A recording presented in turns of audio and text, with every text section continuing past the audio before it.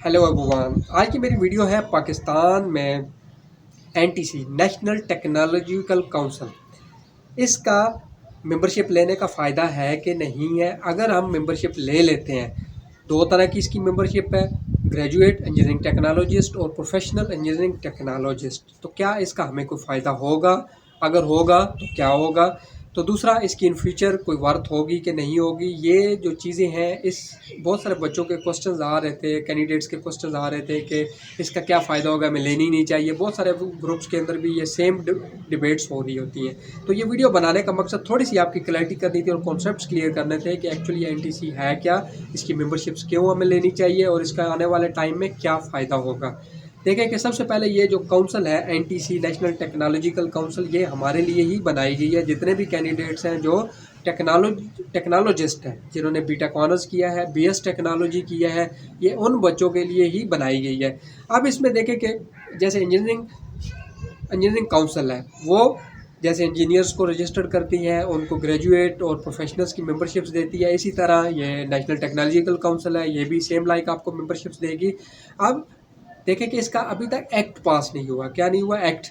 अब engineering council का act पास हुआ है सारे इदारों के अंदर, जैसे एफपीएससी है, पीपीएससी है, बाकी सिंध पब्लिक सर्विस कमीशन है पाकिस्तान में, बाकी जितने इदारे हैं उनके अंदर उनकी बाकायदा एग्जिस्टेंस है। एक्ट के तहत उनकी बाकायदा जॉब्स आती हैं, वो पीईसी की मेंबरशिप मांगी जाती है।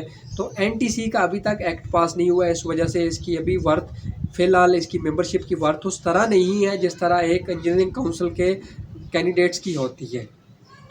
अच्छा, अब एक्ट के लिए कुछ रिक्वायरमेंट्स होती है, अप्रूवल के लिए कुछ एचईसी का क्राइटेरिया होता है उसकी अप्रूवल के लिए कि इतने कैंडिडेट्स हों जो अपने आप को रजिस्टर्ड करें, तो फिर हम आपको ये मेंबरशिप देंगे या आपका एक्ट पास करेंगे। अब फॉर एग्जांपल वो स्पेसिफिक क्राइटेरिया अचीव कर जाते हैं, उसके बाद एक्ट अप्रूवल हो जाता है। अब आपको बेनिफिट्स कौन से मिलेंगे? सबसे पहले देखें कि आप बाकायदा टेक्नोलॉजिकल की कोई भी कंपनी अपने उस मेंबरशिप पे रजिस्टर्ड करवा सकते हैं। देखें कि ग्रेजुएट इंजीनियरिंग टेक्नोलॉजिस्ट, इसकी थोड़ी सी लिमिटेशंस होती हैं। मतलब वहाँ पे ग्रेजुएट इंजीनियरिंग टेक्नोलॉजिस्ट तो बन जाते हैं, लेकिन उसके जो बेनिफिट्स हैं वो अवेल नहीं कर सकते। तो जब तक आप प्रोफेशनल नहीं होते, जब आप प्रोफेशनल हो जाते हैं, प्रोफेशनल की मेंबरशिप ले लेते हैं, आपका ग्रेजुएट होने के बाद 5 साल का एक्सपीरियंस जैसे ही आप करते हैं, प्रोफेशनल टेक्नोलॉजिस्ट की डिग्री आपको मेंबरशिप मिल जाती है। उसके ऊपर आप टेक्नोलॉजिकल की कोई भी कंपनी मुतारिफ करवा सकते हैं, आपकी कंपनी ओपन कर सकते हैं। दूसरा कि आपको जो भी एक देखे कि ऑर्गेनाइजेशन होती है वो आपको प्रोटेक्ट कर रही होती है। फॉर एग्जांपल एक मेरा प्रैक्टिकल एक्सपीरियंस हुआ है, एक आर्किटेक्ट थी, उन्होंने एक दूसरी दो मतलब एक ही ऑर्गेनाइजेशन में एक जूनियर आर्किटेक्ट थी, एक सीनियर थी। अब सीनियर ने जूनियर आर्किटेक्ट को एक मतलब उसको गाल निकाली। उस पर क्या हुआ कि उन्होंने उसकी मेंबरशिप, उसकी काउंसिल के अंदर उसने एक केस फाइल कर दिया कि इसने, मैं एक रजिस्टर्ड आर्किटेक्ट थी और इसने मुझे मतलब अब्यूज़ लैंग्वेज यूज़ की है। उस बेस पे एंटी उसकी काउंसिल ने बाकायदा उसको लेटर भेजा और उस पर कहा कि आप इसे रिटर्न में एक माफ़ी मांगे, अदरवाइज हम आपकी मेंबरशिप कैंसिल कर देंगे।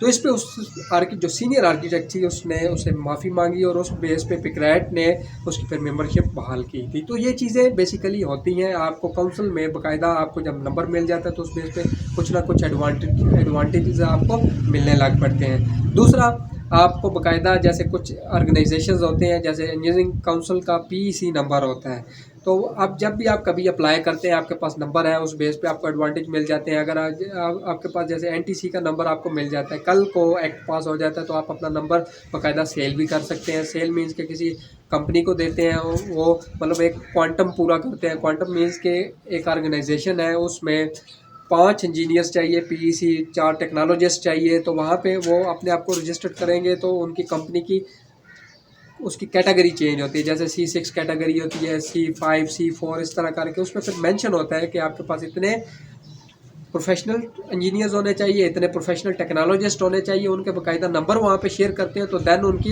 वो मेंबरशिप बहाल रहती है। तो वो आप क्या करते हैं कि वो वहाँ पे शो करवाने के लिए आपका एनटीसी नंबर यूज़ कर लेंगे या आपका पीईसी नंबर यूज़ करते हैं, तो इस तरह करके आप अपना नंबर सेल भी कर सकते हैं।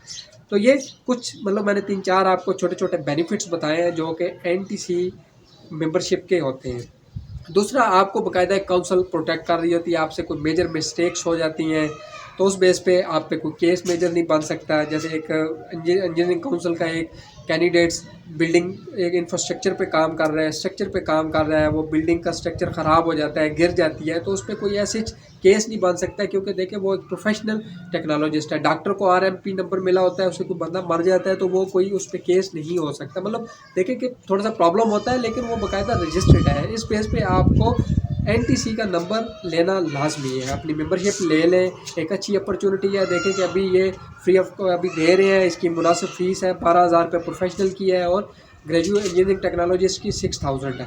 आप उसको पे करें, अपनी ले लें।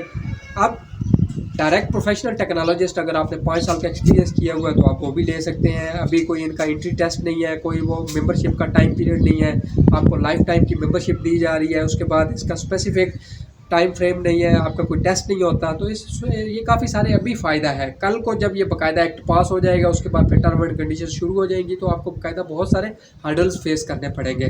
उसके मतलब ज़ीरो टेस्ट होंगे, फिर उसके बाद आगे बहुत सारी ऐसी चीज़ें आपको प्रॉब्लम फेस करना पड़ेगा। तो ये वीडियो बनाने का मकसद कि आपको थोड़ी सी एक अवेयर अबाउट देनी थी कि एनटीसी के बारे में लोगों की कुछ मिसकंसेप्शंस थी कि हमें लेनी चाहिए, नहीं लेनी चाहिए, तो इसका हमें नुकसान होगा, फ़ायदा होगा। तो ये बेसिकली वीडियो का मकसद ये था। आई होप सो वीडियो आपको अच्छी लगी होगी। अपना बहुत सारा ख्याल रखें। नेक्स्ट वीडियो तक खुदा हाफ़िज़।